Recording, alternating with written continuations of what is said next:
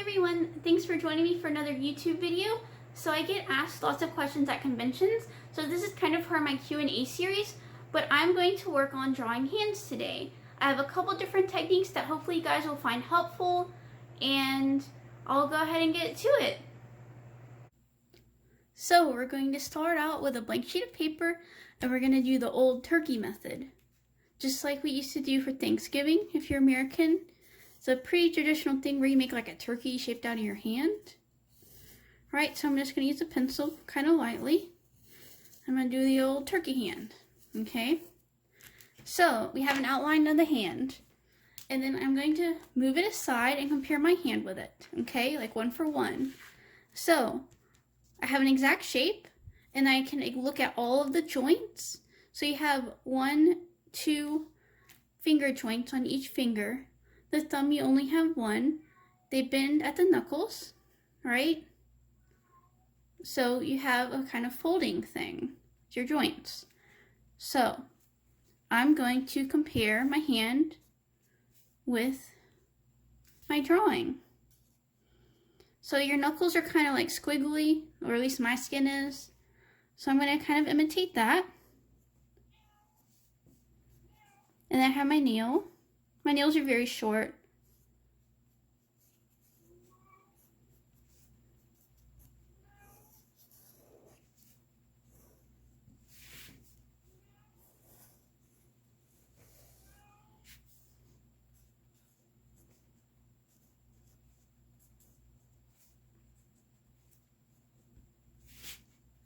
My hands aren't very bony either. They're pretty fleshy, especially for being a little bit older. Okay, let's compare back, making good progress.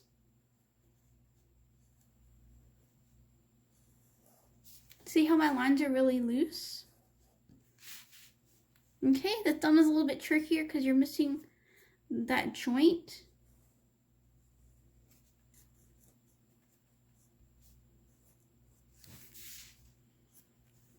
Got a little bit of a bend right there.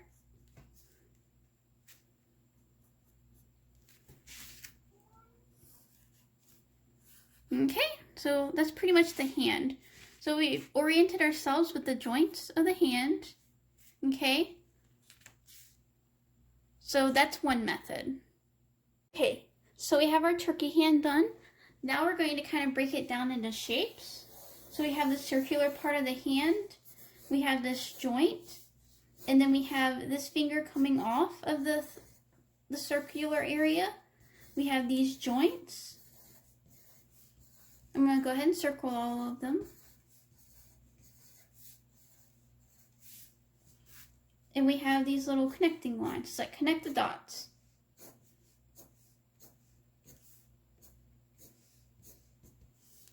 So we're breaking the hand down into shapes. With these shapes, we can manipulate how the hand moves. So let's say I do a pose kind of like this, okay? We have our base shape, it kind of turns into a triangle now. And then all of the lines come off of that shape. It used to be a circle, so I'm going to add a little bit of a circle, but really now it's kind of triangular. So I have this digit, the joint, that joint, and then this joint. I have this hand. The joint's kind of hidden behind the other finger, at least at the angle I'm looking at it. And then this finger is a little bit further back. I can only see part of it. And then I have this little tiny portion. So we really break the hand down into pieces.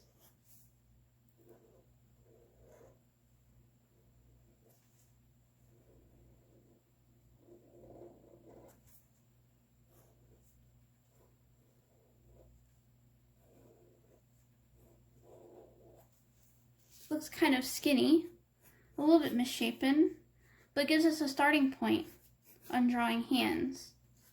So we can kind of break it all down.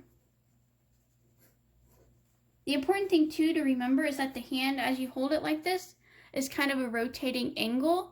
So for some of the parts of the fingers, you're not seeing the top, you're seeing the bottom. So that's where these kind of joints come into play.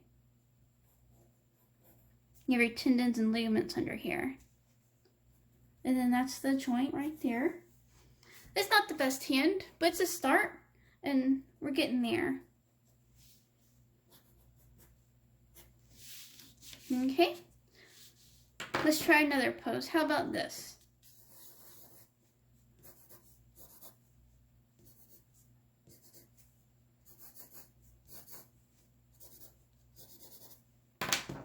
Okay, so we have our fingers like that.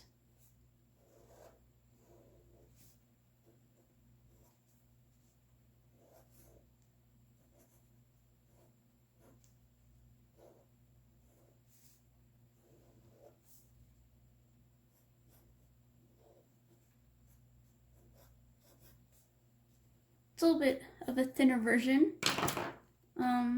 But we do have one joint here and one joint here. Remember, the bend area is right here, so that's going to be these knuckles right here. Okay, and then we have these portions, which are the insides.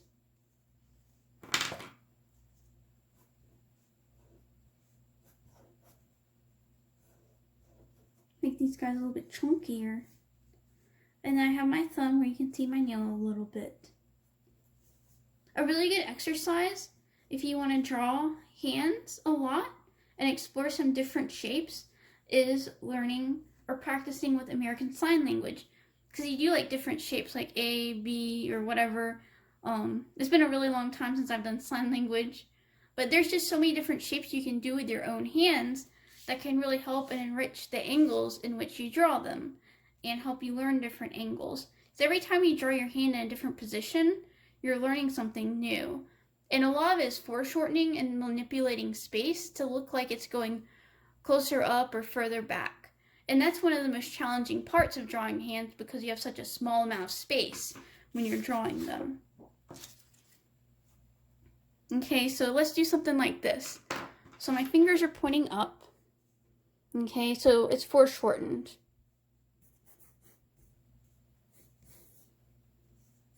It's like I'm poking somebody in the eyeballs. You have very condensed space, so you still have these joints, but they're overlapping.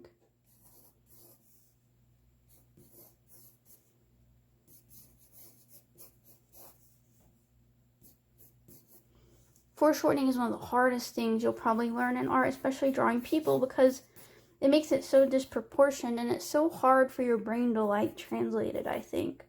Like even older artists have had a hard time doing that in the past. Okay, so let's get to a defined position, probably something like this. Okay, so I'm going to try to hold my hands like that while I draw.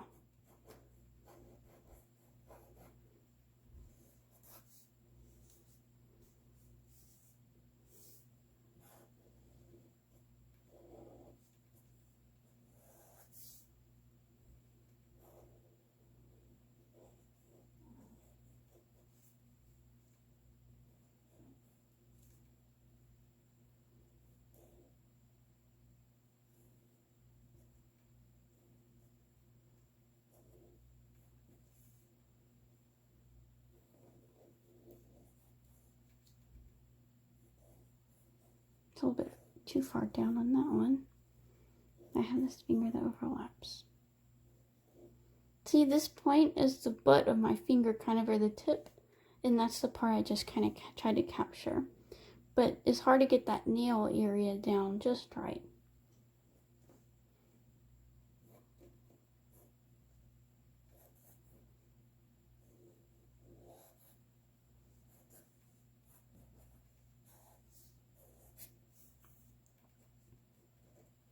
Okay, so we made a foreshortened kind of drawing of my fingers.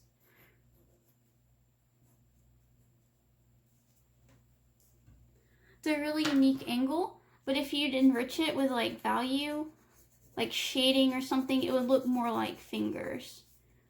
If you take them out of context, I mean, like that just looks like a bunch of squigglies. It looks nothing like a hand, like no resemblance. But once you expand it, it looks more like a hand through foreshortening.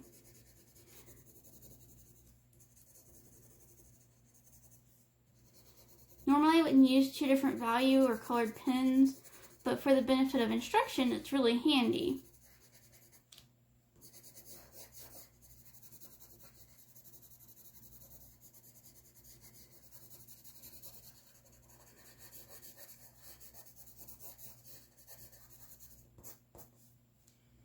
And there's a hand, it's kind of foreshortened.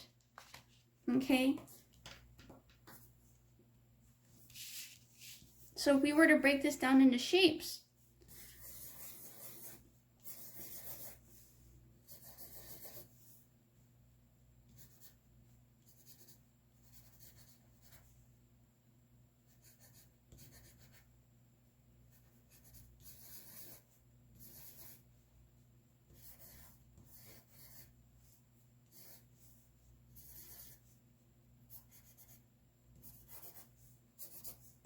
it looks something like that. And we just kind of follow along. You can see how the shapes coincide with these shapes. And I can trace back over and kind of almost draw the same picture over again.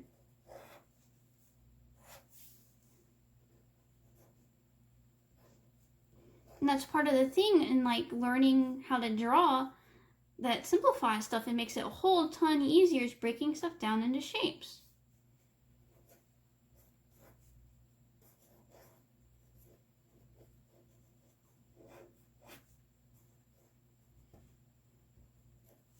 See how much faster that went comparatively? So you have two of the same hands. So we started from our turkey hand. We looked at the joints in the hand. We drew a couple other hands and some odd angles, or like a generalized angle. You see a lot of this in anime, so I figure you guys are kind of interested in like a peace sign kind of shape.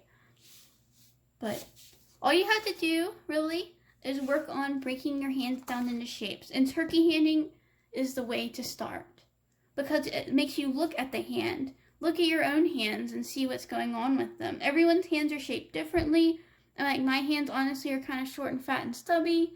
But a lot of anime fingers are portrayed as long and elegant, which is like the opposite of mine. But if you practice drawing your own, that's a good place to start. And don't be afraid to try some odd angles like we did tonight, because that's going to be really handy. I mean, like, if this person was holding something, I mean, like, they could be holding a sword or grasping something, and you can start from there. And don't be afraid to practice drawing your hand holding something else. Changing the angle and adding to it, that's what art's all about, is taking something and making it your own. So, I hope you found this video helpful, and thanks for joining me. Hey everyone, thanks for joining me for another YouTube video. I really hope that you found this video helpful. If you have any more specific questions, or you want to see more instructional videos, or want to see a specific instructional kind of video, you can just comment below, and don't forget to like and subscribe, and I'll see you next time. Bye!